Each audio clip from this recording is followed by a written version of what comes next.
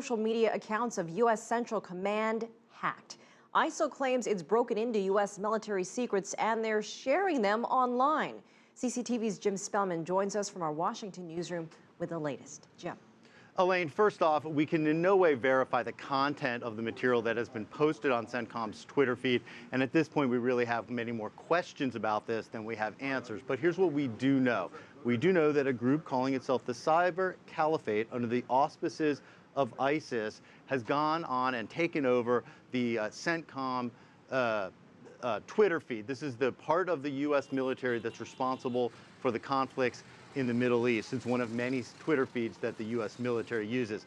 Now, what they posted was a new banner picture that looks like an ISIS webpage instead of a U.S. military page, and they've replaced the stuff that's in the content there with information about ISIS, and they've printed a few things that are specifically about high-ranking military officials and some regular service member, personal information about them, email addresses, and what they claim to be cell phone numbers.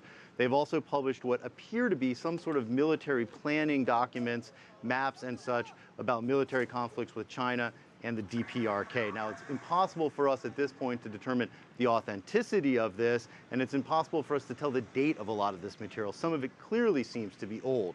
At the White House today, they said to take this hacking with a grain of salt. Listen. I can tell you this is something that we're obviously looking into and something that we take seriously.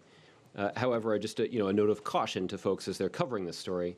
There's a pretty significant difference between what is a large data breach and the hacking of a Twitter account. So we're still examining and investigating the extent of this incident, but I don't have any information beyond that for you.